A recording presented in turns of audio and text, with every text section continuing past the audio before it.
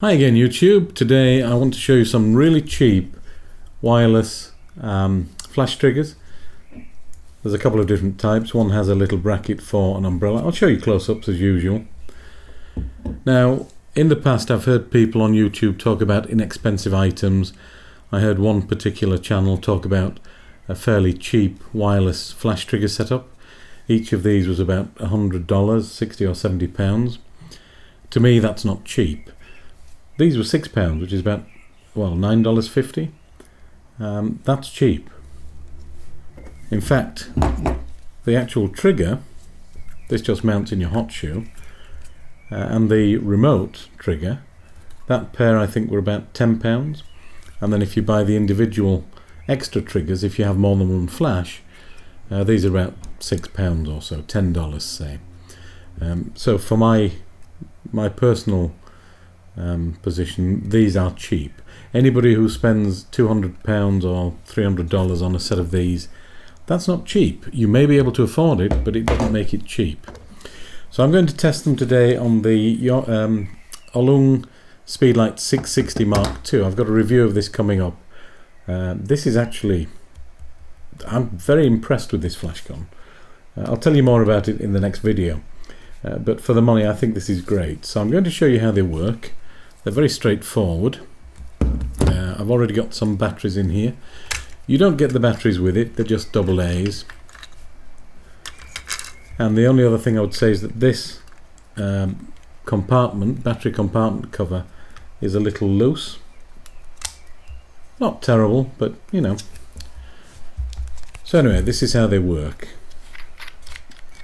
You slide the flash gun onto the trigger, lock it down, turn the trigger on. I'm going to show you all the close-ups, so don't worry about that. That's now ready to go. There's an extra tripod mount here, so you can mount this on a stand or position it wherever you want.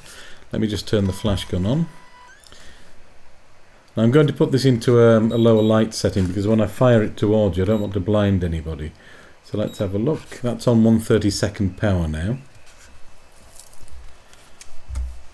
And this trigger would normally be mounted on your camera. My camera's on the tripod filming me, so I can't do it. But you can also use it as a remote release for testing the flash.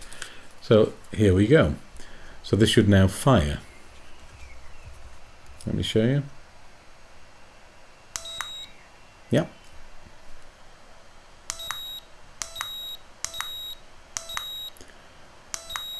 I don't know if that's actually picking up on the video when I'm looking on the monitor. I don't know if it shows. Maybe if I do it on my face you'll see. Oh, I'm gonna, yeah, here, I'll put it here.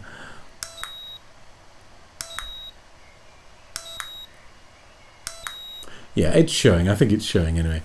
The point is, it works. Now I don't know what distance this will work over, so what I'm going to do is test this outside and see just how far I can go and get this to trigger.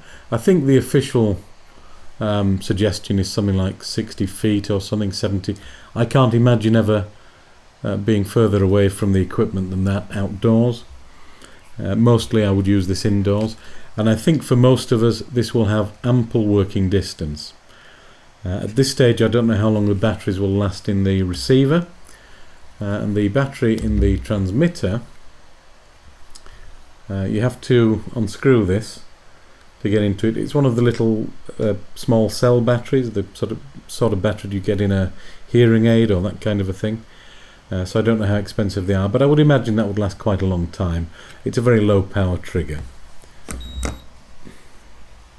The flash isn't low power. That just blinded me. Okay, so it works. So if you put this down, face down, your flash is going to fire. Okay, so let's turn this off. Let's go outside now and see just how far we can go. I'm going to get somebody to help me by holding the flash at a distance.